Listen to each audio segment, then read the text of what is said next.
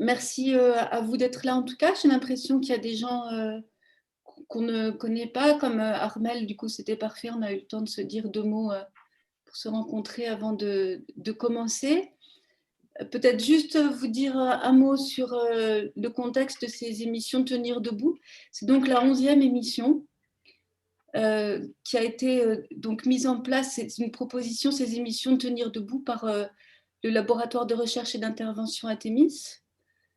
Un peu dans la suite d'une expérience qui avait été commencée pendant le premier confinement autour du média capacitant et dans l'idée de proposer un espace de discussion, d'échange d'expériences autour de cette période tellement particulière que nous vivons, avec l'idée de proposer un espace qui nous permette d'élaborer ensemble et justement de traverser ça à la fois plus collectivement et plus fort les uns et les autres.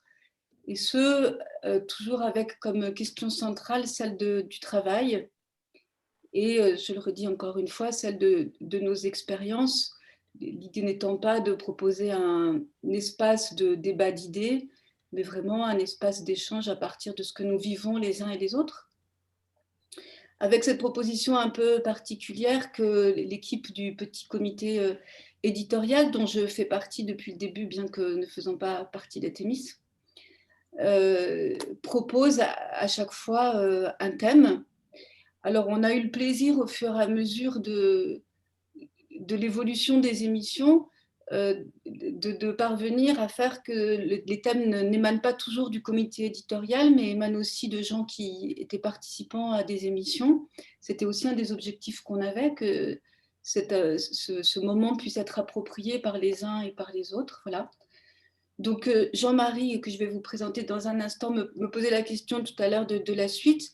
Suite il y aura, on ne sait pas comment. Pour l'instant, l'émission est prévue jusqu'à fin juin dans ces modalités-là, avec les thèmes qui sont annoncés sur le site d'Athémis, que vous avez peut-être vu autour de « Sommes-nous tenus par les chiffres ?» et puis « Y a-t-il encore une place pour la joie ?» qui seront les thèmes de nos 2 prochaines émissions jusqu'à fin juin. Et pour la suite, eh ben, c'est des choses qu'on est en train de rediscuter et bien sûr, on vous tiendra au courant de l'évolution des choses. Pour ce qui est d'aujourd'hui, peut-être je rappelle pour ceux qui ne le connaissent pas, et puis ça fait du bien de se rappeler, le format dans lequel on va s'inscrire. Donc on a un premier mot d'introduction, enfin plus qu'un mot, une introduction qui va nous être faite par Jean-Marie Bergère. On va ensuite prendre un temps de réflexion chacun pour noter en quoi les propos de Jean-Marie font écho à nos expériences sur le thème qui est débattu aujourd'hui, sur lequel on échange aujourd'hui. Et puis après, on prendra un temps d'échange les uns avec les autres autour de ces questions-là, avant de terminer par une synthèse que normalement doit faire Annelise Ullmann, mais Annelise m'a envoyé un petit mot en me disant qu'elle était retenue dans une réunion et que donc elle arriverait peut-être un peu en retard. Bon, si c'est le cas, ben, je ne sais pas, on inventera une synthèse ensemble. Je vous en proposerai une sans doute et puis peut-être qu'on pourra la compléter collectivement. On verra comment on fait. Voilà, est-ce que ça va pour tout le monde? Oui. Peut-être je dis un mot pour présenter Jean-Marie, que peut-être... Ah ben voilà, Nice, parfait. Superbe timing. Juste un mot pour présenter Jean-Marie, que peut-être les uns et les autres vous connaissez pour l'avoir rencontré ici, puisque Jean-Marie est un fidèle des émissions Tenir debout. Je dis quelques mots très succincts parce que le parcours de Jean-Marie est extrêmement riche et donc il ne s'agit pas évidemment de tout dire ici. Juste savoir que Jean-Marie a fait d'abord des études de philosophie et je pense que c'est important de le savoir avant de t'écouter, Jean-Marie. Aussi que tu as un passé de militant politique intense, que tu as fait un passage dans le tourisme, parce que nous avons été quelques-uns à apprendre en préparant cette émission. Je partage avec Annelise, c'était ça le sujet. Nous avons été concurrents. Voilà, les préparations des émissions donnent lieu à des échanges inattendus. Voilà, et puis un passage aussi à l'association Développement et Emploi, qui est devenue, après, sous ton mandat, Jean-Marie, ASTRES, l'association Travail, Emploi, Europe et Société, par la fusion avec l'Université européenne du travail. On peut dire aussi un mot peut-être de tes activités aujourd'hui, à la fois à la Fondation de France, à l'Observatoire des cadres du management et à la revue Métis Europe.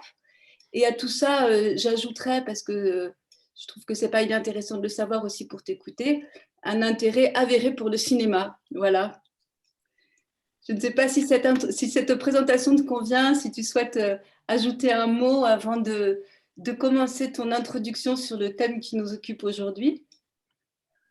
Non, non, c'est très bien. Alors peut-être quand même simplement dire que j'ai un parcours au-delà du tourisme qui m'a conduit à être très impliqué dans des politiques de l'emploi et du travail, aussi bien politique publique de l'emploi que politique d'entreprise et de groupe, notamment sur des dispositifs de gestion prévisionnelle des emplois et des compétences qui ont trouvé d'autres formes après, mais j'ai eu une activité dans ce domaine et par rapport à mes études, je n'ai jamais fait de carrière académique, même si j'ai enseigné, avec un grand bonheur aussi dans des masters à Paris pendant une bonne dizaine d'années. Pour venir à aujourd'hui, sur le titre, alors je ne sais pas comment vous avez reçu le titre. Mon idée était, en le proposant et en sachant qu'il y avait beaucoup d'ambiguïté, non pas tellement de reparler des manières dont le travail à distance, le présentiel, voire le résidentiel s'organise, mais bien comment je m'organise au sein de ces différentes formes d'organisation de l'activité. Alors, quand je dis je m'organise, c'est à la fois une vieille, pas obsession, mais un vieux souci de dire que c'est souvent un petit peu, notamment lorsqu'on parle de management, etc., c'est souvent un petit peu un angle mort, cette réflexion sur la manière dont je m'organise. Travailler, c'est organiser éventuellement le travail et faire partie d'une organisation, mais à l'intérieur de ça, il y a toujours aussi une place pour comment je m'organise, comment ma propre organisation, c'est un sujet qu'on aborde peu, ou alors on l'aborde uniquement sous l'angle séparation vie privée, vie professionnelle, ou voire sous l'angle des développement personnel du type comment j'optimise mon temps, que j'ai plus de temps mort, que j'arrive à tout faire en même temps. C'est pas ça qui m'intéresse. C'est pas, à mon avis, c'est pas ça l'essentiel. Même s'il peut y avoir des choses intéressantes, notamment, c'est un peu une incidente, mais je le cite parce que c'est quelque chose que je trouve intéressant, la manière dont on écrit sur la liste des choses à faire. Et la liste des choses à faire a cette vertu dans l'organisation, dans sa propre organisation, de pouvoir mettre à distance. Un des soucis lorsque on pense à la manière dont on s'organise, c'est qu'on peut établir une priorité et dire, bon, maintenant c'est ça qui est prioritaire, j'ai des délais. Mais lorsqu'il y a une préoccupation qui vous revient en tête systématiquement, et quoi qu'on en pense et quoi qu'on veuille, cette préoccupation va nous perturber dans le travail qu'on est en train de faire. Et le fait de simplement écrire « je sais que j'ai ça à faire », ça permet de le mettre à distance et donc vraiment de se libérer en quelque part l'esprit. Néanmoins, il y a bien cette question un peu presque opérationnelle de l'organisation. Il y a aussi une question peut-être qui me préoccupe plus, c'est que dans tout travail, là dans les cercles proches d'Athémis, je pense qu'on est tout à fait en phase avec ce type de propos. Il y a bien sûr l'activité à réaliser, mais il y a toujours aussi un processus dans lequel on se construit soi-même, dans lequel on peut devenir et pouvoir à un moment avoir la possibilité de dire je et de se sentir, pas simplement d'être, mais de se sentir le sujet de l'action et de sentir que pas à pas, c'est ça aussi qui nous constitue. C'est ça qui nous constitue comme sujet et comme sujet singulier. Et que c'est tout à fait intéressant, je crois, de voir comment la forme de l'organisation, donc aujourd'hui en particulier, puisque c'est ça qui est en jeu, les formes à distance, par Zoom, en présentiel, voire cette forme un peu exacerbée du présentiel qui est le résidentiel, comment cette capacité à me constituer comme sujet est percutée par ces formes d'organisation. Comment ces formes d'organisation éventuellement la favorisent ou au contraire l'entravent. C'est un petit peu ça que j'avais envie de proposer à la réflexion aujourd'hui.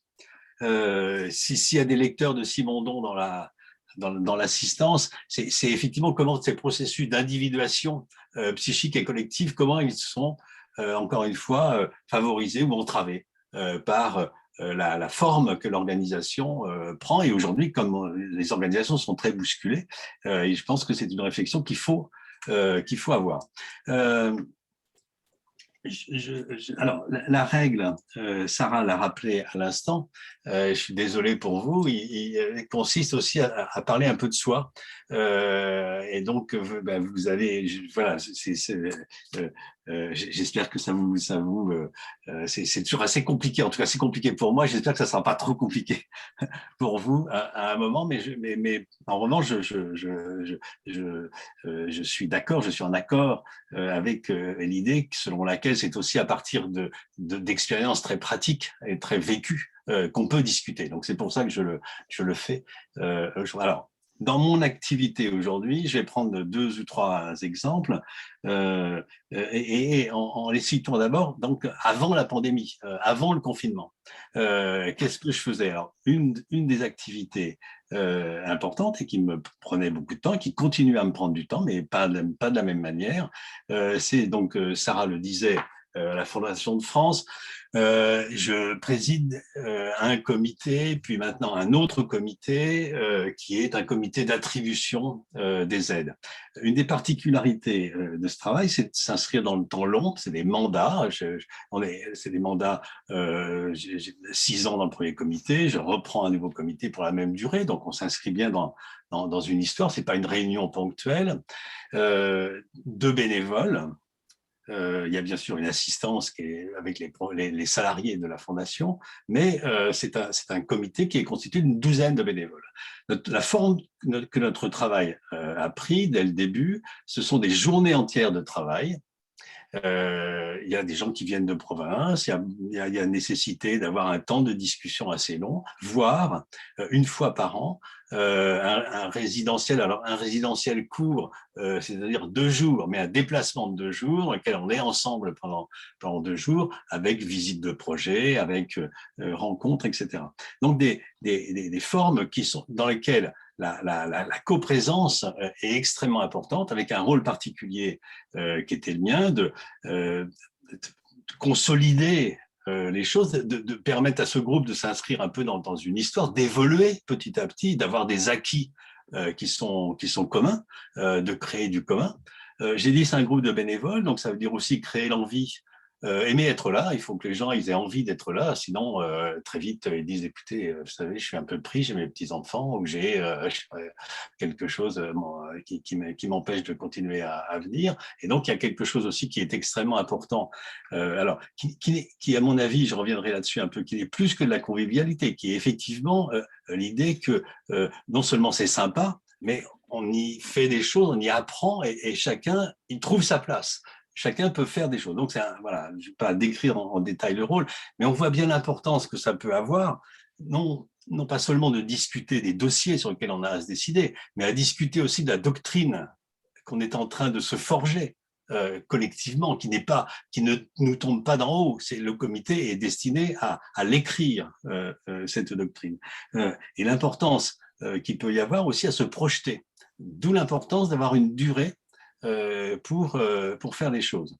Alors, je vais revenir après sur ce que c'est devenu, évidemment, puisque ni le résidentiel, ni le présentiel, avec donc les repas partagés, enfin tous les apartés qu'on peut avoir, tout ça a évidemment disparu. Deuxième activité extrêmement différente, j'ai été sollicité par un groupe j'allais dire presque, pour moi, fait de personnes très étrangères à ma culture. Il s'agissait d'un groupe religieux qui réfléchit sur des questions éthiques et d'éthique du numérique avec la perspective de publier un bouquin, ce qui va se faire dès le mois de septembre. Donc, c'est presque 2 ans de travail. Alors, la question est autre. J'étais sollicité pour avoir des apports extérieurs, des apports intellectuels, on va dire. C'est plus mon expérience continuée après, y compris après la fac de philosophie, qui m'a amené dans ce groupe. C'était aussi l'envie de ce groupe de discuter avec quelqu'un qui ne partageait pas leurs fondamentaux. Alors, pour moi, c'est une expérience à la fois très étrange, troublante, personne ne souhaitant convertir personne, sinon ça n'aurait évidemment pas duré, mais néanmoins ça voulait dire d'être capable, non pas d'argumenter et de convaincre des gens qui sont déjà en grande partie convaincus et d'utiliser un vocabulaire que les gens vont connaître, mais au contraire d'être dans une situation dans laquelle les présupposés, encore une fois, idéologiques et religieux, moi qui suis un vrai, tout à fait irreligieux, un mécréant sous toute la gamme de mécréances possibles. Comment on peut néanmoins, parce que c'était des gens respectables, qui avaient un projet intéressant et qu'ils me faisaient confiance pour jouer sur eux. On voit bien que dans ce genre de groupe, tous les aspects qui vont être exorbitants, qui vont venir en plus du travail lui-même, sont fondamentaux. Comment arriver à savoir si on se comprend bien, puisqu'on n'a pas les mêmes repères. Donc les mots qu'on va utiliser n'ont pas exactement la même signification pour les uns et pour les autres. Il va falloir revenir dessus. Les moments d'aparté, de repas pris ensemble pour s'assurer qu'on est bien un petit peu en train de construire des compréhensions communes sont évidemment fondamentales. Et ça s'improvise aussi. Ça s'improvise à des moments où il y a un doute, où on se dit là, il faut qu'on mette sur la table nos désaccords et nos accords, mais qu'on le mette clairement, qu'on s'explique. À partir du moment où on les met clairement, ça peut marcher. Troisième rôle, parce que je ne veux pas non plus être trop long et entrer plus dans le détail, mais Sarah là aussi l'a évoqué, Métis, donc je suis un des fondateurs animateurs d'une revue en ligne qui est dédiée aux mutations du travail. Je vous encourage évidemment à aller lire métiseurope.eu. Et il se trouve que sur Métis Europe, j'ai là aussi pu proposer, qui a été accepté, qui est une rubrique cinéma. Et donc je chronique très régulièrement les films qui sont à l'affiche, grand public, et qui nous disent quelque chose du travail, puisque c'est un site qui est dédié au travail, de travail souvent un petit peu au sens large. Ça peut être aussi des films plus sociaux que directement liés au travail, et films de fiction autant que documentaires, mais avec une préférence pour les films de fiction, comment des artistes voient cette chose-là. En dehors de l'intérêt, dans ce qu'on pourrait dire, donc ça m'a conduit aussi avec Travail et politique à animer des projections débats à partir de ces films, mais en dehors de ça, ce qui est intéressant dans ma situation au sein de Métis se réunit, il y a un comité de rédaction une fois par mois, avec des échanges, on se connaît bien, il y a des relations d'amitié entre nous qui avons fondé ce site, et ça fonctionne bien. Mais c'était aussi que dans ce site, le fait de proposer cette rubrique et d'animer cette rubrique, d'en avoir la quasi-exclusivité, donc de fait, pas revendiquée, mais de fait, me conduit aussi à prendre une place particulière dans Métis, et à savoir que j'existe aussi, je me retrouve aussi dans une situation particulière qui est celui qui chronique les films qui parlent du travail qu'on va aller voir parce que ça a l'air d'être intéressant, etc. C'est pas la peine de vous dire que toutes ces organisations-là, et donc tous les rôles que j'ai pu aussi me construire, sur lesquels moi, après, je relis, et sur lesquels, dans des registres un peu différents, j'essaye de me retrouver et de construire ce qu'à la fin me permet, lorsque je pense à moi, de dire je, sans forfanterie, mais sans non plus nier que, bien évidemment, on cherche tous aussi à devenir l'auteur de son histoire, on cherche tous à écrire et à pouvoir en devenir le sujet. Le nier, c'est se nier soi-même. Avec évidemment, si on l'abordait, l'idée que le sujet se construit, il n'est pas donné. Mais c'est justement pour ça qu'il y a ces processus. Alors, on a inventé, sur toutes les choses, on a inventé des règles. Sur la Fondation de France, au lieu de se réunir 4 fois par an une journée et 1 fois par an 2 jours, on se réunit à certains moments toutes les semaines pendant 1 heure et demie. Donc c'est un rythme complètement différent sur Zoom, avec des possibilités de consolidation de ce qu'on fait qui sont bien moindres, mais aussi avec de fait une agilité et des choses qui ont pu continuer à se faire. Dans le groupe dont j'évoquais, avec un rôle plutôt d'apport intellectuel, pour le dire comme ça, bon, les choses étaient déjà suffisamment avancées pour que nos échanges puissent continuer par écrit ensuite, mais avec néanmoins un certain risque aussi de désengagement du petit groupe qui est en train de rédiger ce qui devrait sortir à l'automne. Et quant à Métis, ben, mon rôle était évidemment, il n'y avait plus de films qui sortaient, donc j'ai dû arrêter complètement, me reconvertir. Alors ça n'empêche pas, je rédige pas que des articles sur le cinéma, donc j'ai continué à écrire là-dessus, j'ai fait des recensions de livres, mais c'est pas la même chose. C'est-à-dire, l'époque même, les circonstances même m'ont conduisait à arrêter ma rubrique cinéma, auquel inévitablement, inévitablement en tout cas, je suis attaché. Alors, et pour en venir à la conclusion et ne pas trop dépasser le temps qui m'a été imparti, je crois que, et c'est de ça dont il faut qu'on parle, je fais 2 conclusions tout à fait opposées, tout à fait contradictoires de cette expérience et de l'invention des règles qui ont fait que, encore une fois, rien ne s'est arrêté. Il y a une première conclusion que j'entends et qui se répand, qui a une certaine audience, qui est qu'au fond, ça marche. Les choses ne s'arrêtent pas. On s'est habitué à Zoom, c'est ergonomique, c'est plutôt bien foutu. Des gens qui sont en province, en région, pour y avoir longtemps travaillé, je sais aussi combien c'est difficile les relations avec le siège, avec Paris, comme on dit dans ce cas-là, sont compliquées. Et d'un coup, on était tous sur un pied d'égalité. Donc, on ne peut pas dire que les choses se sont... on l'a vécu au départ, on l'a tâtonné.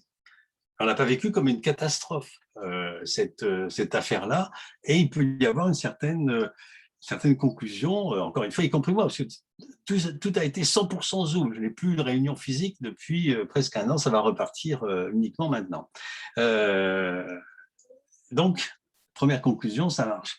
Et deuxième conclusion, tout à fait opposée, et que je crois est très importante parce qu'elle est moins claire, elle est moins palpable, elle est plus insidieuse.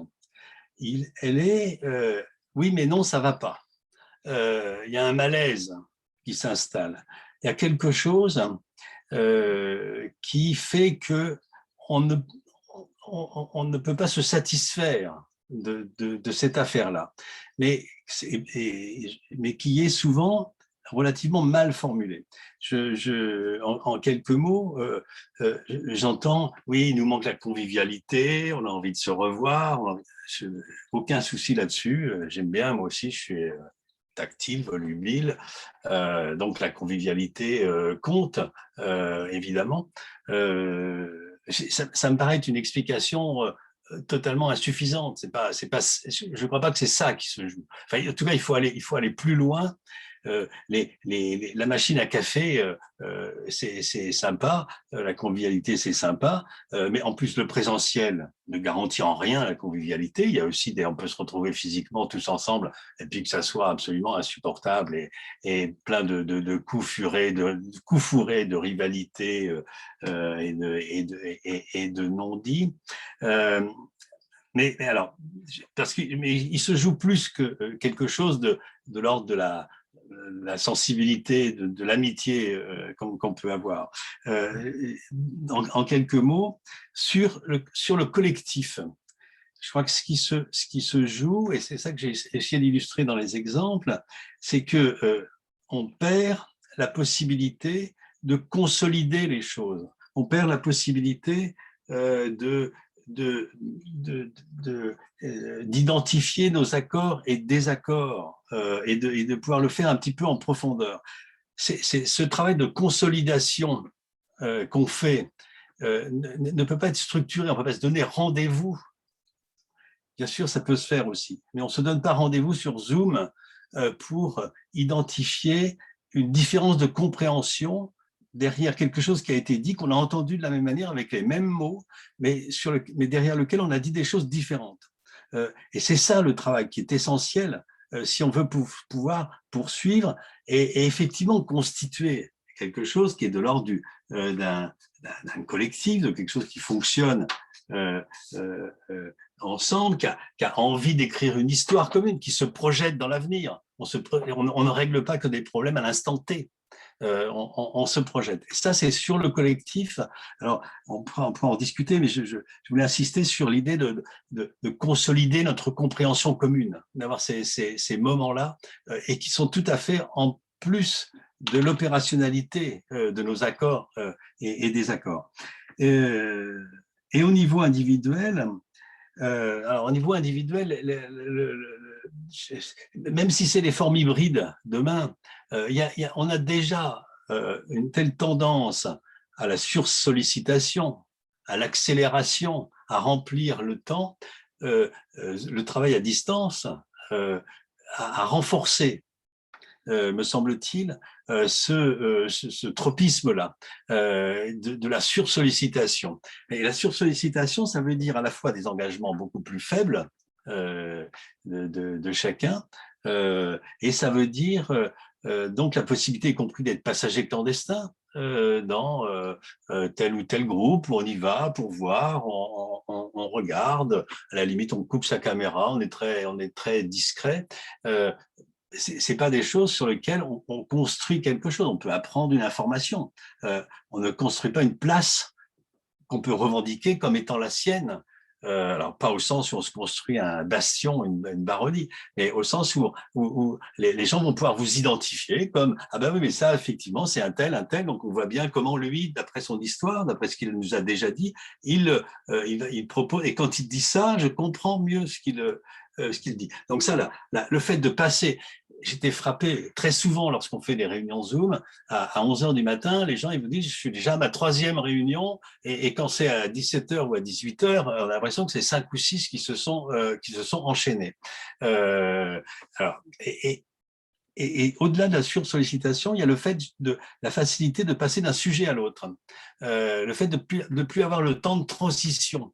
Lorsqu'on a discuté avec Sarah un peu pour préparer, elle disait, mais franchement, y compris la demi-heure de métro qu'on peut faire, je suis parisien maintenant, une demi-heure de métro qu'on peut faire, il n'y a pas que le métro n'est pas qu'à Paris non plus, je ne l'oublie pas, et qu'on peut faire est un temps pendant lequel on va pouvoir non seulement pouvoir passer d'une activité à l'autre, au sens de manière très opérationnelle, très pratique, très technique, ben là je fais ça, puis après je fais autre chose, intégrer nos activités. Alors, comme j'ai des activités relativement diverses aujourd'hui, c'est pour moi extrêmement important aussi de pouvoir faire des liens entre ces activités. Non pas pour me retrouver dans un tout qui soit cohérent et parfait, c'est pas mon sujet. Mon sujet, c'est plutôt que en faisant des liens, je sais aussi que je peux enrichir une de mes activités par une autre.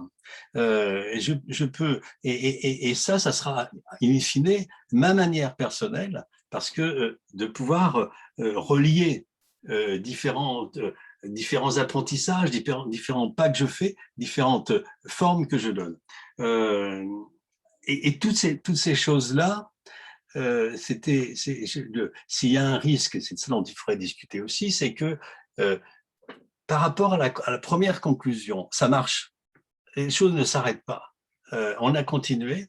Cette deuxième conclusion-là fait état de choses qui sont beaucoup plus imperceptibles, insidieuses. Ça se fait un peu malgré nous. Et le résultat peut être effectivement que, je vais arrêter là-dessus après, qu'on peut tout à fait s'habituer à une vie dégradée, à une vie en mode dégradé, comme on dit sur l'informatique ou sur une image. Au fond, bah oui, après tout, voilà, c'est pratique, je me déplace pas, je suis chez moi, je suis bien installé, j'ai pas d'enfants ni de petits-enfants à m'occuper pendant que je vous parle. Je regrette quelquefois, mais de pas que mes petits-enfants soient pas là, mais en tout cas, c'est mieux pour le travail que nous faisons. Euh, alors que ce mode de vie dégradé, sans qu'on le veuille, de manière insidieuse, pernicieuse, conduit à quelque chose qui est, j'avais envie d'appeler la démoralisation, la désolation. Euh, la façon dont petit à petit la démoralisation se produit est en général justement quelque chose de tout à fait insidieux, sans s'en rendre compte. Et c'est ça le risque, y compris, alors, puisque tout à l'heure, on était sur, y compris des histoires tout à fait personnelles. Le fait, je pense que pour la première fois de ma vie, je me suis senti à certains moments fataliste, en disant, bah oui, bah, si on est vacciné, on sera vacciné, si c'est celui-là, ça sera celui-là, si c'est, etc. Si on peut faire ça, si on peut pas se retrouver, bah, on se retrouvera pas, etc.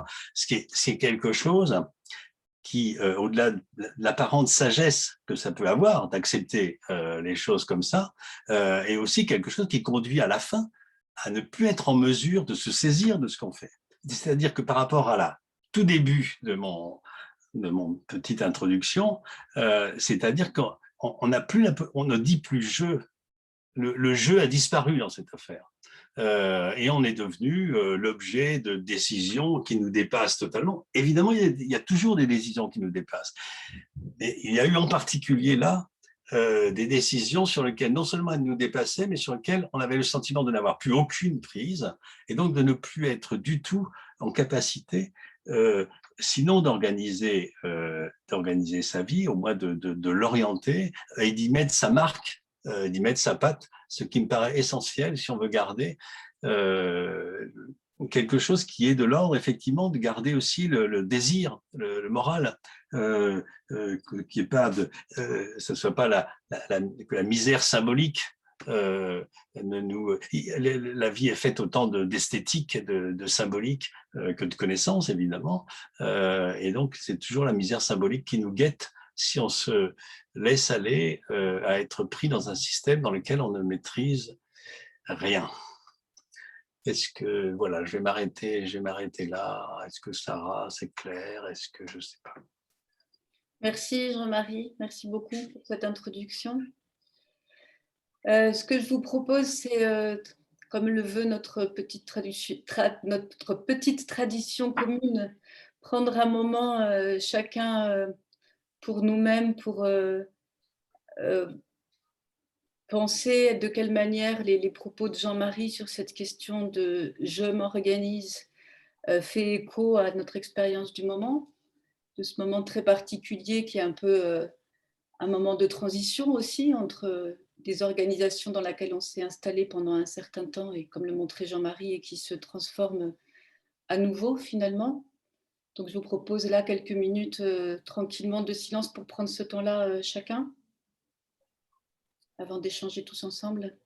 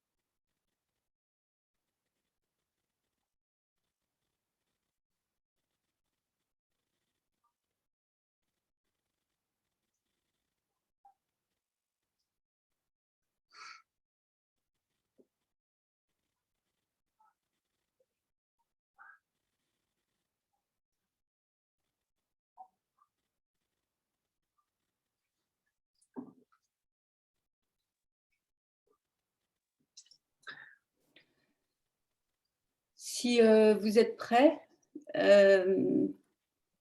on peut commencer nos échanges. Je ne sais pas qui voudrait commencer. On peut soit se faire un petit signe, comme on n'est pas très nombreux, peut-être ça peut fonctionner comme ça.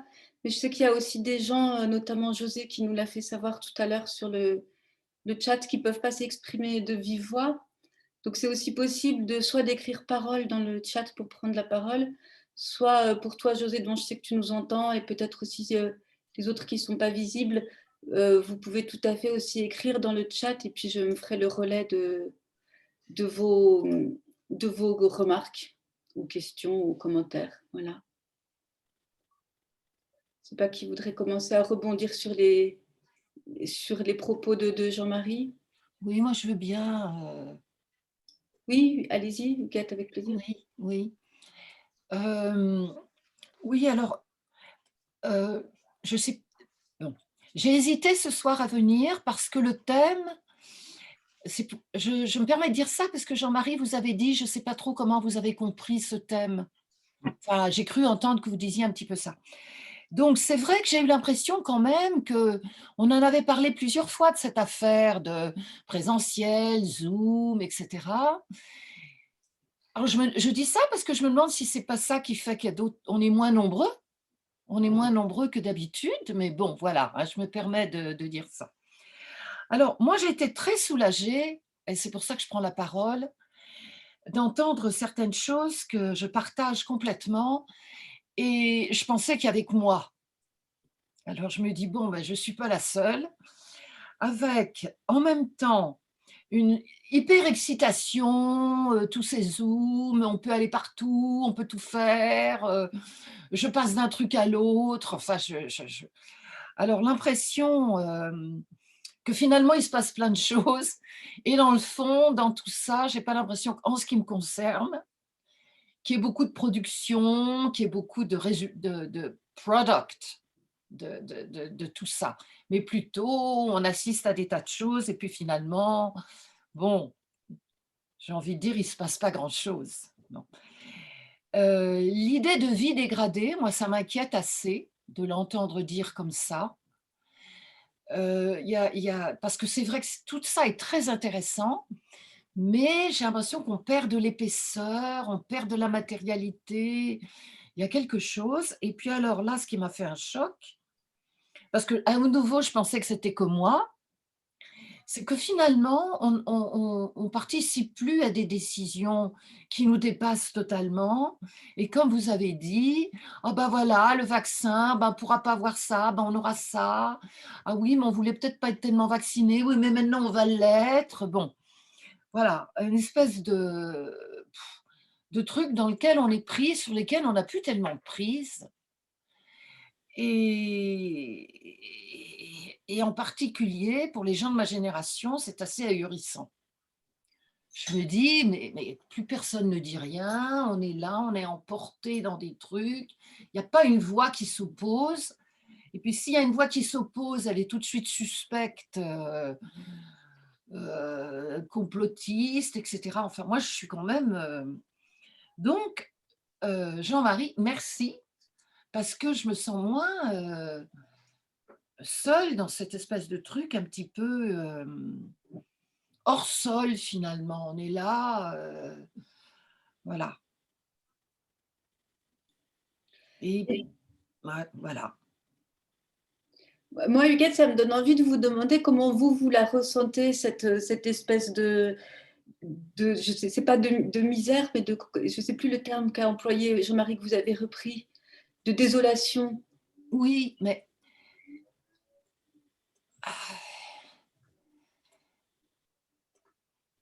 c'est-à-dire, je le ressens, je le ressens. Moi, je pensais qu'il n'y avait que moi. Alors, si c'est partagé, cette affaire, il faut peut-être qu'on commence à réagir. Déjà, moi, j'ai été choquée, mais c'est tout un détail, un tout petit détail. Au tout début des Zooms, mais pas que ici, partout, jamais j'aurais osé, moi, fermer la vidéo.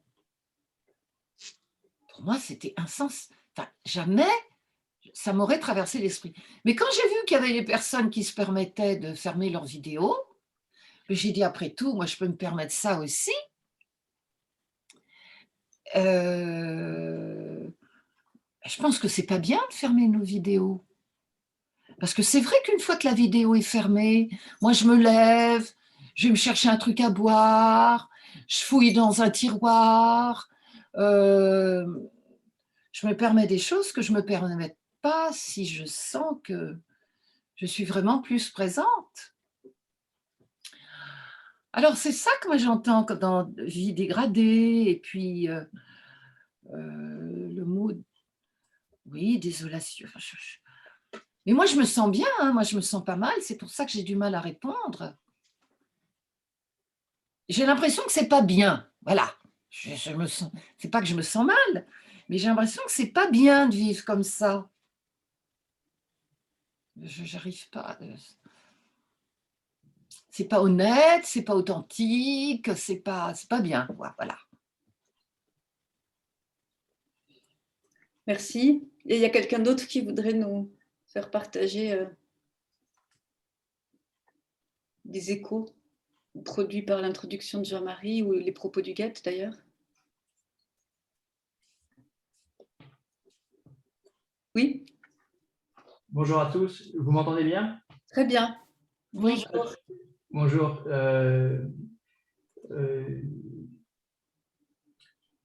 J'ai contacté, je connais Athémis par Thierry Lebuc. Je m'appelle Antoine Forest, je vais quand même me présenter. Je travaille dans une compagnie consulaire en Bretagne et je m'occupe de la création et la reprise d'entreprises. Je pilote une équipe d'une 12aine de personnes et je connais Thierry depuis 3 ans et c'est comme ça que j'ai découvert Athémis. Et puis au mois d'avril, je l'appelle et je lui dis: écoute Thierry, je suis perdu entre le distanciel et le présentiel, j'arrive plus à y voir clair de savoir ce qui marche et ce qui ne marche pas dans notre vie d'aujourd'hui au travail. Et il me dit: bon, je ne connais pas trop le sujet, mais viens participer aux ateliers radio. Et j'ai participé au premier sur que veut dire être présent aujourd'hui, c'était au mois d'avril, que j'ai trouvé très intéressant. Et évidemment, j'ai vu celui d'aujourd'hui sur distanciel, présentiel, résidentiel, comment je m'organise. Et je suis tout à fait en phase avec les propos de Jean-Marie Bergère sur cette espèce de paradoxe étonnant entre finalement ça marche parce que aujourd'hui je peux partager avec vous des préoccupations qu'on a communes sur est-ce que finalement ça ne se dégrade pas ou est-ce que finalement c'est une opportunité. Et un an après, je me demande si ce n'est pas une opportunité dans le cadre du travail. Dans le sens, est-ce que ça me permet, moi, d'être plus présent professionnellement au travail en termes qualitatifs. Je m'explique. Est-ce que le distanciel ne me permet pas mieux de travailler sur certains sujets qui méritent d'être présents à moi-même en termes de veille, de travail de recherche, de production de dossiers? Mais c'est pas figé puisque je suis en télétravail actuellement et j'échange avec vous, donc ce n'est pas quelque chose de totalement figé. Et est-ce que le présentiel n'est pas justement le moment de consolider des points de vue, de construire des nouveaux produits ou des nouvelles formations, puisqu'on fait de la formation, et qu'il n'y a pas un effort de synchronisation entre ces deux modes de fonctionnement au travail qui peut permettre, et je pense aux jeunes générations qui arrivent, de travailler plus efficacement. Donc, donc pour moi, c'est un vrai sujet de compréhension sur lequel je me retrouve vraiment dans les propos de M. Bergère, mais je sens je sens que c'est peut-être une opportunité finalement, sans se perdre dans la sursollicitation, tout ce qui évidemment est très très problématique. Donc avec des règles sans doute partagées et construites sur ce modèle mixte, peut-être, et je refais écho à la dernière intervention d'Athémis sur le sujet, sur la qualité de la présence au travail, est-ce que finalement, on peut mieux travailler dans un modèle hybride, distanciel-présentiel? Je n'ai pas la réponse, mais c'est un sujet que je trouve très intéressant pour l'avenir et qui peut rapprocher géographiquement. Voilà, donc voilà mon point de vue. Si.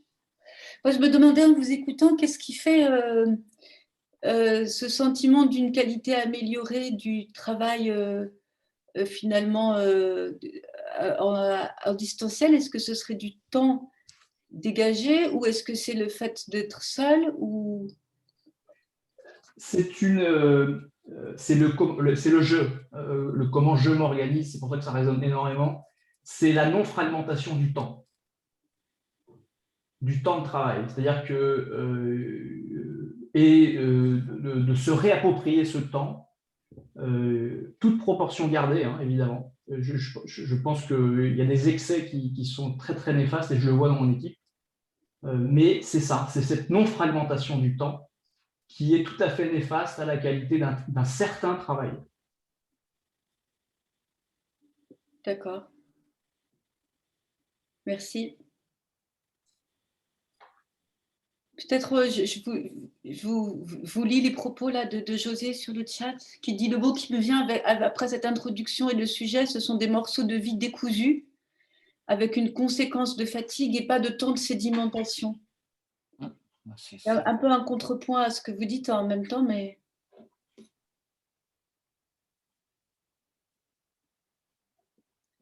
Est-ce que quelqu'un d'autre voudrait partager les échos produits par ces interventions?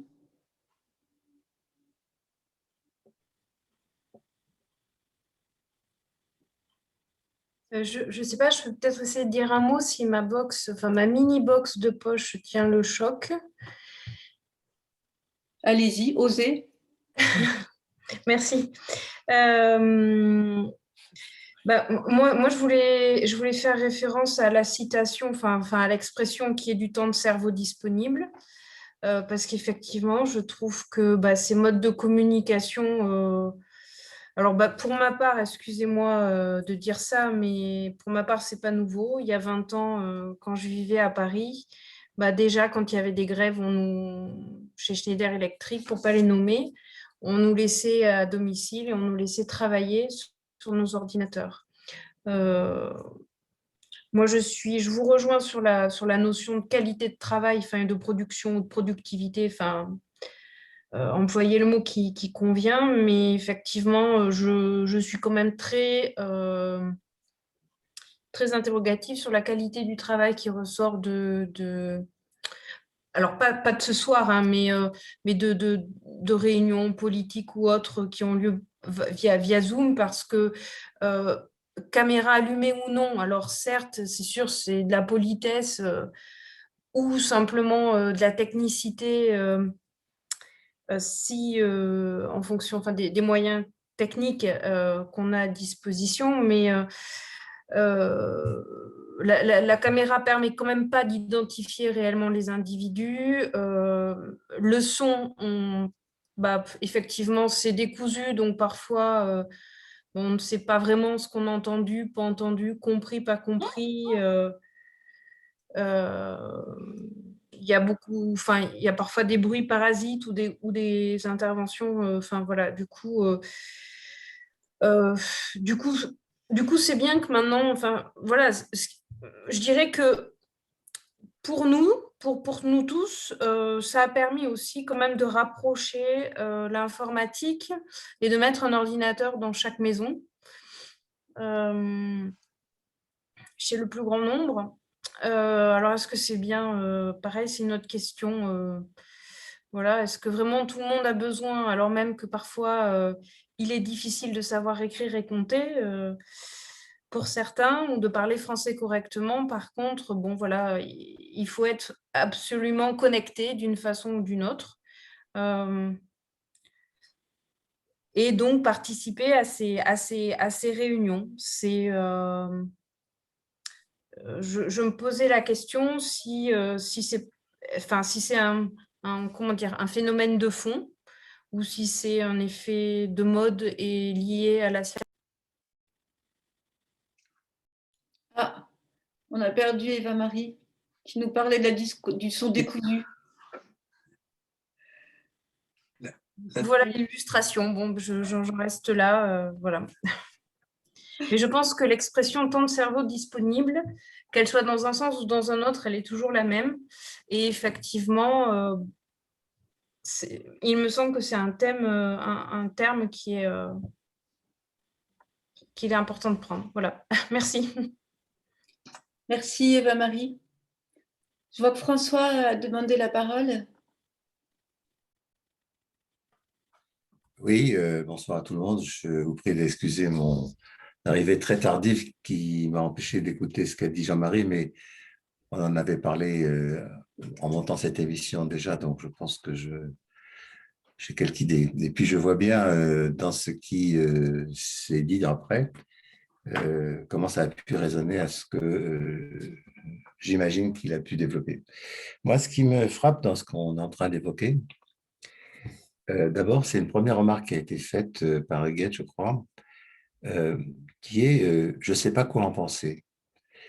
C'est-à-dire l'idée d'un désarroi entre quelque chose qu'on finalement on ne vit pas si mal, mais comme un reproche qu'on se fait de le penser, parce que tout devrait être là pour qu'on ne le vive pas bien. Il y a une espèce de sentiment de culpabilité, c'est assez catho ça, mais on l'est tous, en tout cas moi sûrement, pas moins que d'autres, et l'inévitable passage par la culpabilité. Ça fait partie des jouissances profondes, je crois, du français en tout cas. Et c'est pas méprisable, je pense qu'il se dit quelque chose là, qu'on ne sait pas très bien interroger, mais qu'on entend. Et je trouve bien que dans cet endroit où on essaye de se dire autant qu'il est possible d'être au plus près de ce qu'on ressent et de résister à trop de théorisation trop rapide, ce qui est évidemment le type de danger auquel je cède le plus en premier, c'est important. Qu'est-ce que ça raconte? Et de la même façon, c'est très intéressant, je trouve, cette remarque, des décisions qui se prennent à des distances qui deviennent stratosphériques. On ne sait pas entre qui et qui est discuté une décision qui arrive de la bouche d'un. Est-ce qu'il est tout seul? On nous dit qu'il y a des conseils, on ne sait pas qui c'est, d'où ils sortent. On en sait. Donc ça se décide de très loin et ça nous touche de très près, puisque ça nous touche dans un quotidien que peu de décisions atteignent comme ça. Il n'y a pas beaucoup de décisions dans nos sociétés, malgré tout, relativement libres quand même, qui nous contraignent à ce point dans le quotidien le plus intime, le plus atomisé, où chaque séquence de la journée, exactement comme on serait dans une usine de la grande époque taylorienne avec des temps gammes de l'ordre de la seconde reproduites sur la durée. C'est un truc de fou, quoi. Et l'écart entre les deux, effectivement, est un peu renversant. On se dit, mais comment on ne s'insurge pas? On ne s'insurge pas, on trouve assez bête ceux qui s'insurgent, tout en même temps que quelque part on admire un peu qu'ils le soient un peu. Enfin, c'est très déroutant. Moi, je reconnais que cette façon d'être dérouté s'entretient une espèce à nouveau de culpabilité. On ne sait pas très bien où on habite, quoi. Et comme on ne sait pas le temps que ça va prendre, il faut arriver à se retrouver un avenir. Ça, c'est une première chose. On en avait déjà parlé, effectivement. Et un point, moi, qui est de plus en plus sensible, maintenant qu'on recommence à sortir, si je puis dire, et que moi, par exemple, en ce moment, je suis à Villeneuve-sur-Lot, je viens de sortir d'un séminaire avec la MSA, c'est pour ça que j'arrive tard, Et c'est la première fois que je suis embarqué en présentiel, je n'avais pas encore le vocabulaire complètement, à enchaîner 3 jours avec des gens qui sont là. Mais dont on voit bien qu'à la fois ils sont contents, et en même temps on a perdu la façon d'être là. Je veux dire, on a du mal à rester là parce que tout est là pour s'évader de temps qu'on veut, il faut capter les attentions, et là on est vraiment au cœur de ce qu'on a déjà discuté. C'est vrai, ça a été dit, ce thème il est revenu, parce qu'en fait il est lancinant, je crois.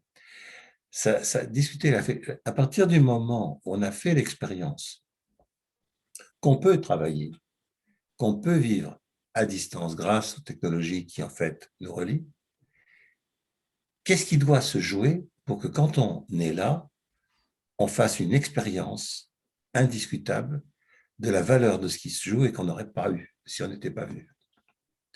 Ça demande des qualités qui sont de très, très grandes exigences pour ceux qui organisent.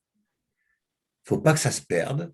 Et on voit très bien qu'il peut y avoir un risque, une espèce d'audimat, où dès que les gens s'ennuient, ils se tirent. Moi, ça me rappelle, par exemple, des enseignements que j'ai faits dans les grandes écoles, style HEC, qui sont donc pris dans la tyrannie d'audimat.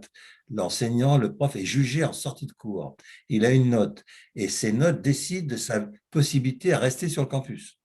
Donc, il y a une espèce de panique à l'idée que les étudiants aient 5 minutes à eux d'égarement, on va les perdre, ils vont s'ennuyer, ils vont s'en aller, et on va avoir une mauvaise note. C'est terrifiant. Alors, c'est vrai que quand on vient de la fac, ce n'était pas exactement le défaut dominant, c'était même un peu l'inverse, on s'en foutait un peu, disait-on, mais il y avait que là une espèce d'exigence très, très, très, très profonde qu'il se passe tout le temps quelque chose pour qu'ils ne se tirent pas. Un peu comme à la télé, sinon ils vont zapper. Alors, ils multipliaient des jeux pédagogiques, des situations, surtout pas trop de concepts trop longtemps, pas trop de cours, enfin, toutes choses qui au début m'énervaient parce qu'évidemment, c'était exact contre-pied dans lesquels j'avais mes repères, et en même temps, bon, c'est pas bête non plus. Et je vois bien qu'aujourd'hui, sans aller dans ce genre-là, à partir du moment où il n'y a plus de nécessité de même nature à venir, puisqu'on peut de loin faire des choses qui marchent, si on vient, il faut qu'il se passe autre chose. Quoi? Et là, c'est complètement à inventer. Et je pense que le défi des managers, puisque c'est ça leur rôle, ça va être de justifier que quand ils convoquent leurs équipes, cette équipe y rencontre, y joue, y vive des choses qu'ils ne pourraient pas rencontrer ni vivre s'ils n'étaient pas venus. Ça ne dit pas ce que c'est. Pas du tout. Et donc ça, je trouve que c'est un vrai défi dans nos métiers qui concerne finalement la densité du temps dans un espace réhabité, réinvesti, et pas simplement occupé. C'est un vrai défi, c'est politique cette question. Et la question de l'activité prend tout son sens, parce que ça a évidemment à voir avec qu'est-ce qu'on fait là, et comment les engagements des subjectivités, de l'intersubjectivité, a besoin des corps physiques dans un espace concret pour qu'il s'y joue des choses qu'on n'a pas dans le réseau, dans l'intersidéral. Voilà. Ça, c'est le deuxième point. Puis mon troisième point, j'arrêterai, c'est que ce dont je me rends compte d'une manière alors très, très directe maintenant, beaucoup plus qu'avant, c'est que le Zoom a une crudité.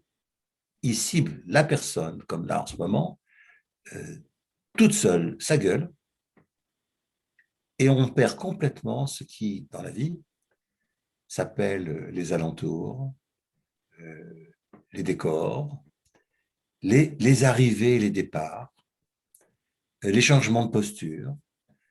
On ne voit rien. C'est-à-dire qu'on est réduit à un visage.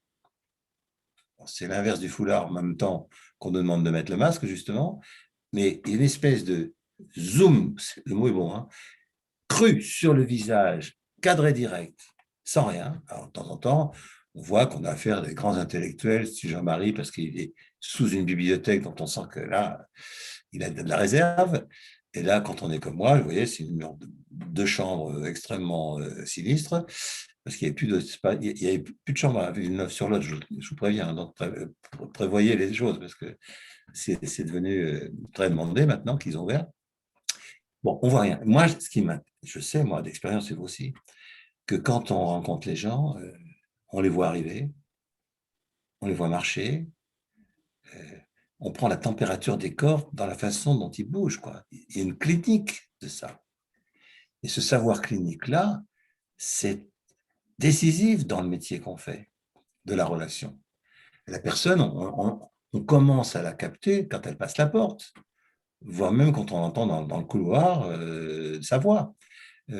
Quand elle s'assoit, la façon dont elle se tient, dont elle respire, transpire, souffle, et puis dont elle se lève. Enfin bref, je ne vais pas faire comme ça à 3 heures, hein, mais tous ces alentours, ces approches, le mouvement, quoi. Alors qu'avec le système, on n'est que dans des instantanés prolongés. Il n'y a pas de mouvement. Ça fait un zoom cru qui accentue alors des choses qui sont se faisant plus visibles, d'autres qui disparaissent parce qu'elles ne tiennent pas le contraste, et ça crée une représentation des relations assez violente. Et la remarque que faisait Huguette en disant au début, moi je ne me sentais pas autorisé à faire l'écran. Oui, on a vu ça, moi j'ai vu dans plein de boîtes des gens dire la distance, c'est un viol de l'intimité. Eux, ils vivaient à distance comme une intrusion, au contraire. Ça rentre chez moi. Et donc, je n'ai pas envie qu'on rentre chez moi. Donc, je mets l'écran.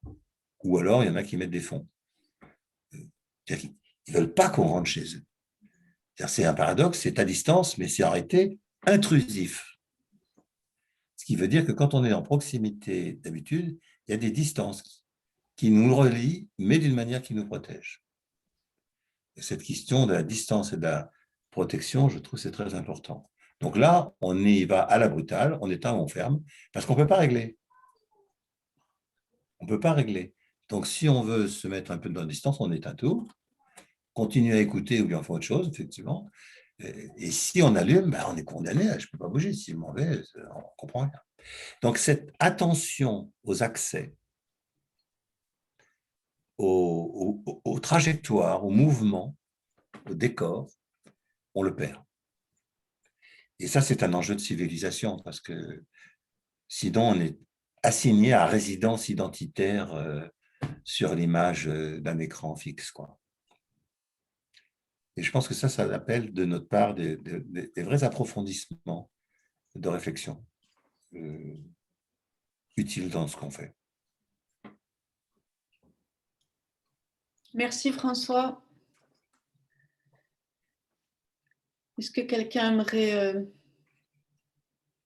rebondir ou revenir en arrière sur le point de départ après les propos de Jean-Marie ou ailleurs encore?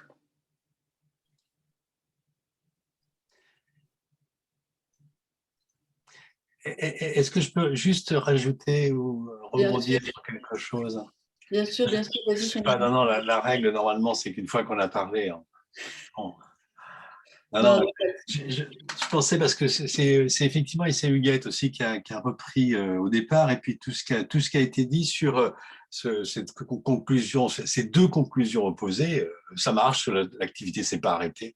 Et puis, il y a un malaise, comme dit François, on ne sait pas très bien le formuler, et j'évoquais l'idée d'une vie dégradée et du caractère insidieux que prennent les choses à ce moment-là, et des conséquences qui ne sont pas immédiates, contrairement à la production de ce qu'on peut faire immédiatement via les réseaux, Zoom, organiser une réunion, etc.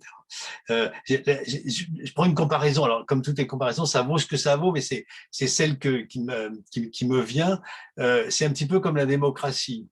À un moment, on peut très bien confondre la démocratie avec le fait d'aller voter tous les 5 ans. Parce qu'effectivement, on a respecté une certaine forme, et pour beaucoup de gens, ben, ça y est, voilà, on a fait les choses. Sauf qu'on sait aussi très bien que s'il n'y a pas toutes les possibilités pour chacun de se sentir contributeur, partie prenante, de pouvoir être associé à des décisions, à des réflexions, et donc de le vivre à ce moment-là, effectivement, comme des macro-décisions sur lesquelles qu'on a simplement à subir, pour lesquelles on n'est qu'un objet, qu'un jouet, très vite, on sait aussi que les conditions de la vie démocratique ne sont pas remplies. Mais là aussi, c'est encore une fois, c'est pernicieux, parce qu'on peut dire, ben non, tant que le vote est maintenu, il y a bien la démocratie. Or, c'est pas vrai. Au bout d'un moment, des choses se sont détruites de l'intérieur. Et se sont détruites de l'intérieur à la fois dans le fonctionnement global du système, mais, et c'était là-dessus que j'ai insisté aussi depuis le début, se sont détruites de l'intérieur dans ma capacité à me sentir partie prenante, à me sentir concerné, à me sentir sujet de l'affaire. Et donc, à partir de là, du moment que j'ai voté une fois pour les 5 ans, j'essaie de limiter les dégâts quand je mets mon bulletin dans l'urne, et puis je peux m'estimer satisfait. Sauf que là encore, je sens bien qu'il y a quelque chose que peut-être je vais avoir du mal à formuler. On va parler d'un ethos démocratique, on va parler d'une culture commune, on va parler, selon le vocabulaire, on peut prendre beaucoup de choses, mais on est on va se sentir petit à petit dans une vie, oui, voilà, ce que le mot me revient comme ça, d'une vie dégradée, et d'une vie dégradée sur laquelle qui nous dégrade nous-mêmes. C'est pas simplement le collectif qui est dégradé. À ce moment-là, c'est nous-mêmes qui nous sentons de moins en moins exister, de moins en moins pouvoir se construire, de progresser, que chaque pas qu'on fait soit un appui pour le pas suivant. C'est toutes ces choses-là qui sont extrêmement importantes, et une démocratie ne vit pas avec des gens qui sont simplement réduits à l'état. C'est pas une collection d'atomes, et même d'atomes interconnectés par les réseaux numériques. Ça ne fonctionne pas comme ça. Il faut qu'il y ait des lieux de débat. Et deuxième chose que je vais ajouter par rapport à la conclusion, quelque part à la mise en garde que je faisais sur le caractère insidieux, pernicieux et dangereux, je crois, d'accepter cette vie dégradée. Probablement, c'est pas de la démagogie ce que je dis, mais le mot de sédimentation qui a été employé dans le chat me convient également. Une des façons de consolider, j'ai plutôt tout à l'heure employé le mot de consolider nos compréhensions. Une des façons de le faire, c'est d'établir des lieux de conversation. C'est l'idée de on a employé ce mot, je l'avais proposé, puis il a été repris plusieurs fois, y compris ici dans ce cadre, mais c'est bien ça qu'on attend de ce qu'on va appeler une conversation. C'est quelque chose qui ne sait pas exactement où elle va aller, mais qui en tout cas nous permet à chacun d'entre nous de nous y retrouver mieux. Et par rapport à ce qu'on ressent comme une difficulté à formuler, un malaise diffus. Finalement, est-ce qu'on n'est pas en train de se prendre la tête avec des vieilles choses? Et puis bon, voilà, les choses marchent, donc après tout, à quoi bon se tracasser? Eh bien, la conversation est une des parades qui nous permet à chacun de nous y retrouver. Je vais rester sur cette action-là, à la condition évidemment qu'on puisse en être partie prenante et qu'on n'éteigne pas sa caméra en faisant 3 autres choses en même temps, donc en ayant une écoute qui soit, enfin en étant un peu passager clandestin dans l'affaire, qui est une tentation toujours dans un groupe, mais qui est renforcée par le Zoom. Quand François en a discuté, je me souviens avoir dit bon, écoute, c'est bien, j'ai participé effectivement, je pense j'ai dû rater 1 ou 2 séances de tenir debout, parce que j'y trouve un des lieux où la conversation me permet, moi, de lier ce que je fais après. Je le fais par rapport à l'intérêt du groupe, la confiance qu'il peut y avoir, les interventions intéressantes, mais aussi parce que moi, au fur et à mesure, j'intègre des choses. Et je me souviens lui avoir dit, et après, bien sûr, en avoir eu honte, que finalement je me trouvais très bien dans la position, pas tout à fait de passager clandestin, parce que je prends la peine à chaque fois de faire une petite contribution pour pas être complètement un simple consommateur de tenir debout. Mais au fond, là, le fait de dire, il va falloir que je prépare quelque chose, il va falloir que j'intervienne, que je dise des choses, que je sorte de, enfin, voilà, y compris que je parle de moi, ce qui n'est jamais très agréable. Il y a quelque chose, évidemment, il y a quelque chose de beaucoup plus fort et de beaucoup plus important que de simplement assister et d'entendre des choses intéressantes, parce que il a fallu effectivement s'engager, il a fallu se mouiller. Et cette chose-là, elle est irremplaçable. Elle est irremplaçable dans les activités professionnelles ou bénévoles qu'on peut avoir. Elle est irremplaçable lorsqu'on parle aussi du fonctionnement démocratique tel que je l'évoquais. Donc en fait, tenir debout, c'est bien. C'était ça. Merci Jean-Marie, tu pourras revenir quand tu voudras. Est-ce que quelqu'un d'autre voudrait intervenir avant qu'on laisse la parole à Anne-Lise? Sur 35 pays européens en matière d'évaluation des risques professionnels. Donc, on ne peut pas considérer que la situation…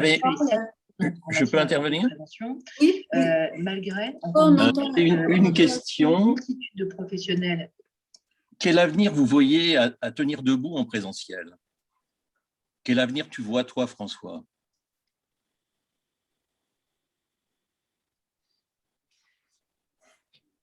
Je crois qu'il n'y en a pas. Enfin, il n'y en a pas. Je ne le vois pas parce que c'est une émission. Oui, j'entends. Alors, tenir debout, il faut s'entendre, c'est un dispositif plus large dont l'émission est une des formes. Mais par exemple, il y a une des formes organisées de tenir debout qui est une supervision. Donc là, c'est en présentiel autant qu'il est possible. Enfin, ça a été en distanciel par la force. Ça redevient un présentiel par chance. Et c'est évidemment bien plus pertinent en présentiel. Mais c'est dans le dispositif qu'on a appelé tenir debout, une organisation qui est une supervision, au sens… Ça, c'est autre chose. Ça s'en inspire un peu, mais c'est autre chose. C'est une émission, et peut-être que je suis vieux jeu, mais par définition, une émission, ça réunit des gens sur le mode du séparé, sublimé par le rapport des voix ou des vues. Autrement dit, c'est des chez-soi qui font un chez-nous, mais un peu fantasmé, quoi, à travers la possibilité de se réunir sur une idée, sur une discussion. C'est ça qu'on cherche là. Et le truc, c'est de trouver l'argument de la rencontre qu'on cherche tout le temps. On en a maintenant une certaine idée, ça conforte certaines orientations. Jean-Marie dit tenir debout, c'est bien, ben voilà, c'est quelque chose qui valide une dimension, mais ça règle pas le comment on l'affûte, comment on l'affine et comment, par exemple, on s'y prend pour que on ne reste pas à 20 personnes et encore aujourd'hui moins. J'avoue que je ne comprends pas très bien. Je ne cherche pas à ce qu'on soit 3000, ça ne marcherait pas. En tout cas, on ne pourrait pas changer comme ça.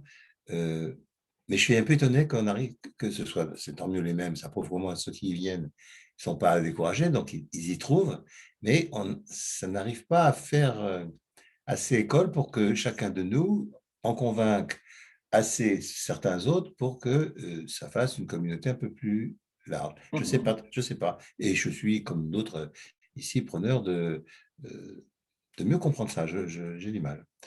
Mais en tout cas, bon, ta question a été plus précise que ma réponse. En présentiel, je ne le vois pas. Oui, non, mais voilà.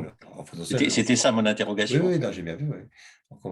Donc là, on a, je pense, un dispositif technique qui correspond au contenu qu'on veut développer. Donc là, on ne souffre pas d'une distance. Elle nous sert.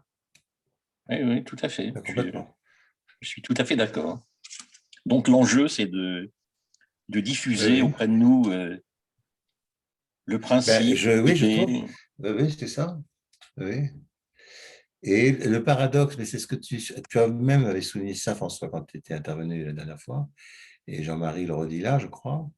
Qu'est-ce qui fait qu'on vient et comment ça se fait que, alors que pour certains, on ne se connaissait pas, maintenant un peu mieux, on n'est pas pour autant retenu de dire des choses un peu personnelles. C'est un peu paradoxal, quoi. C'est-à-dire qu'il y a une confiance qui est d'abord faite moins dans les personnes, puisqu'on ne les connaît pas, que dans le dispositif, en partie du fait des personnes qui le mettent en place, mais qui ne suffisent pas. Il y a quelque chose qui, je pense, relève de « on a envie d'y croire ». Et donc, ça relève d'une décision de chacun, parce qu'il a envie d'y croire et il fait le pari que ça doit être possible, surtout si, en le faisant, il le rend possible.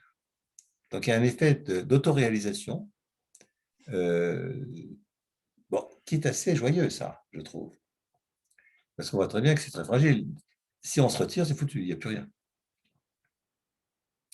Et donc, veiller à ce que ça se conserve, que ce soit ça que finalement on choisit, qu'on encourage, qu'on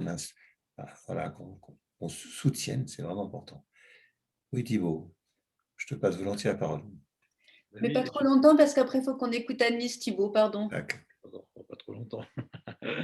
Donc, pour dire quand même que François, en fait, tu as raison. Hein, moi, c'est un des rares endroits, enfin, c'est pratiquement le seul où on discute du sujet. Enfin, voilà, tout le monde est sur Zoom, mais c'est vraiment incroyable. Hein, tout le monde s'est mis sur partout, tout le temps, dans toutes les expériences que je vis, professionnelles, amicales, même on faisait des apéros dans les familles, on a du Zoom ou autre chose. Hein. J'ai fait du chant classique par Zoom.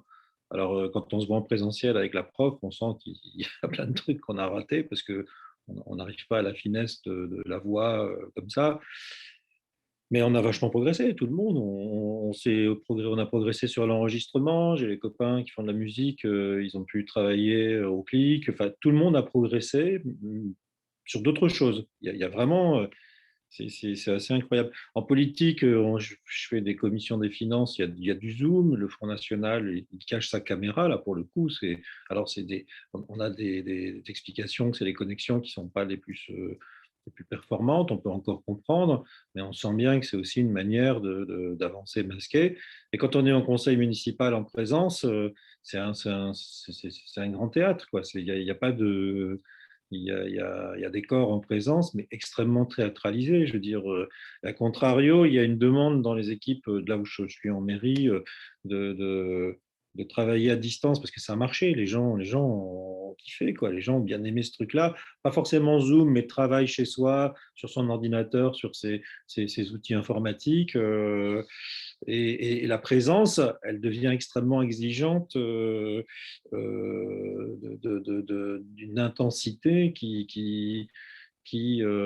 enfin, c'est des plus petits groupes, peut-être avec des questions plus profondes, plus intenses. Enfin, puis on a tout ce mélange des Zooms Ville-Père avec de la présence, de la non-présence, des gens qui. C'est très, très étonnant tout ce qui se passe, mais je pense que c'est un des rares endroits où moi, j'ai senti qu'on pouvait en parler, c'est ici, quoi, où on se pose ce type de questions. C'est quand même pas rien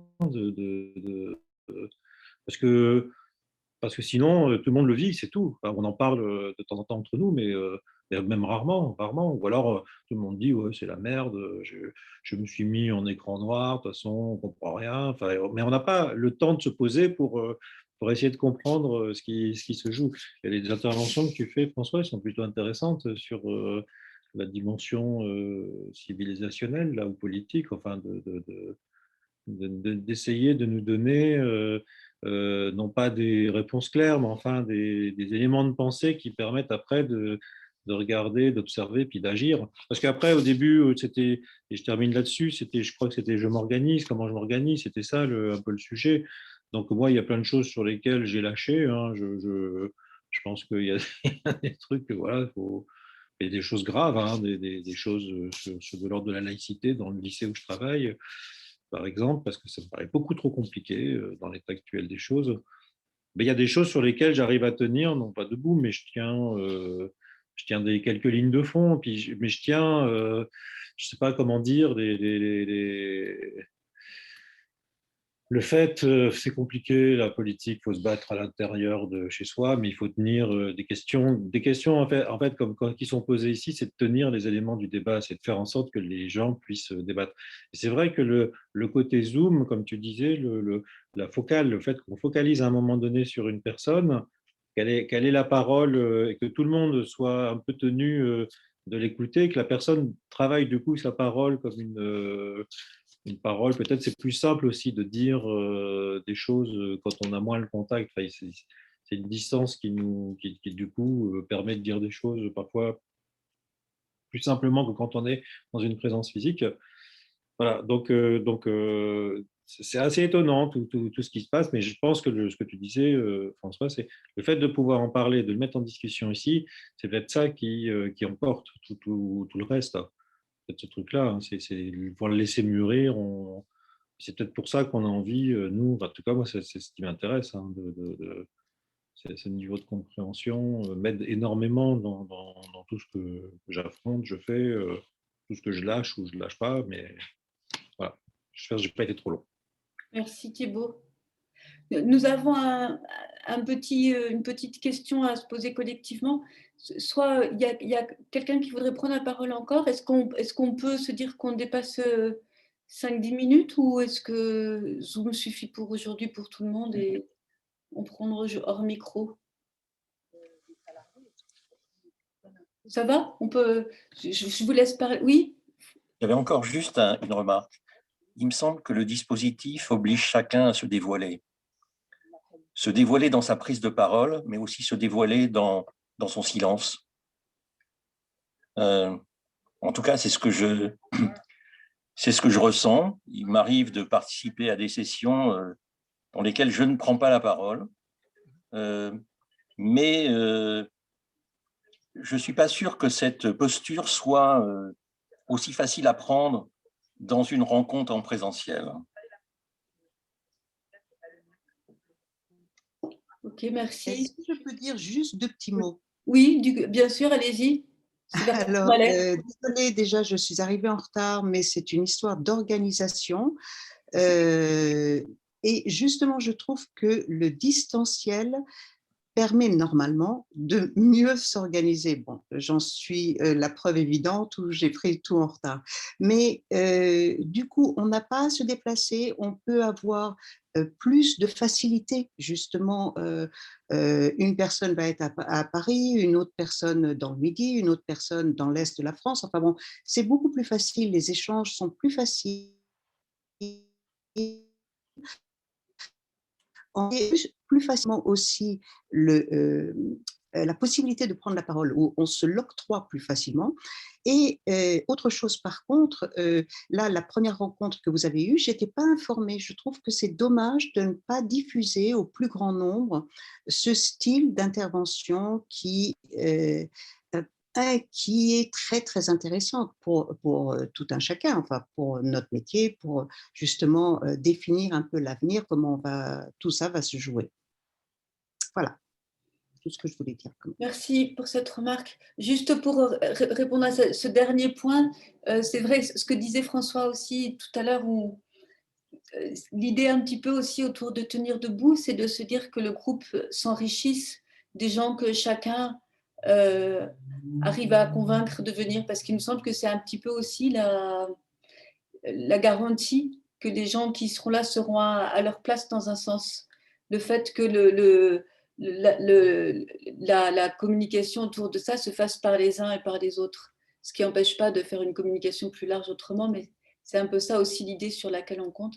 Donc surtout, sentez-vous libre d'inviter qui vous voulez, comme dit la chanson, c'est l'objectif. Ce que je vous propose, c'est peut-être qu'on écoute Anne-Lise. On a l'habitude de prendre un petit temps pour indiquer dans le chat des questions avec lesquelles on aimerait partir. Alors, on parle tout le temps de sac à dos et de frigo ou de garde-manger. Donc, dans le sac à dos, on mettrait les choses avec lesquelles on peut partir tout de suite et dont on peut faire son affaire immédiatement. Et puis dans le garde-manger, ce qui a besoin de mûrir un petit peu. Annelise, est-ce que je peux te donner la parole?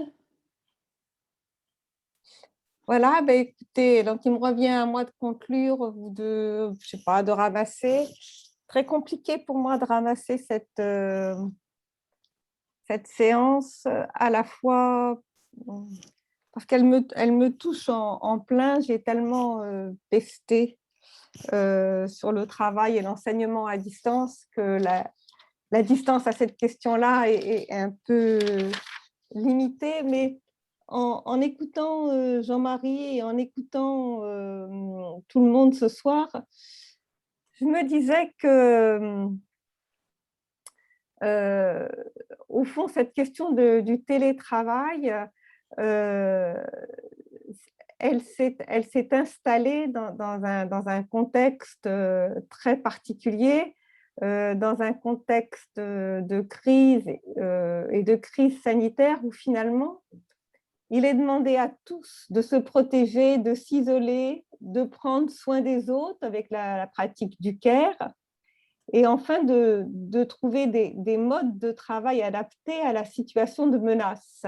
Et ça, c'est ce qui fait que il me semble qu'on s'est tous mobilisés d'une façon très collective sur il faut trouver des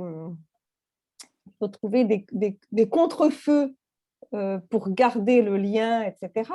Les libertés, quand même, pendant un temps, ont été fortement réduites et il y a même des juristes qui ont parlé de la situation en nous disant qu'il s'agissait d'un totalitarisme doux. Donc, on voit bien que c'est dans ce contexte-là que le télétravail fait qu'on y est tous allés, et on y est tous allés avec une certaine force, enthousiasme, l'idée qu'on pouvait dépasser quelque chose qui s'imposait à nous. Donc, ça a été une mesure adaptative, d'une certaine manière. Ça a été aussi une mesure de salut, puisqu'il revient à chacun de consentir aux normes, qui sont les normes sanitaires, et puis de régler son salut personnel en fonction de son propre désir. Et donc, le télétravail s'est installé d'abord comme une mesure adaptative essentielle, et puis brusquement, il me semble qu'il s'est déployé de façon tout à fait différente au cours des derniers mois, où finalement, il est devenu, comme on dit, un incontournable. Ça ne sera plus jamais pareil maintenant qu'avant, etc. C'est-à-dire qu'on se trouve pris avec ce télétravail dans un mouvement qui nous dépasse nous-mêmes et qui, par certains côtés, donne le vertige. Alors, il y a plusieurs questions qui, moi, me semblent, effectivement, il y a le paradoxe du télétravail qui a remarquablement mis en avant Jean-Marie sur à la fois c'est superbe et puis en même temps ça dévitalise la relation.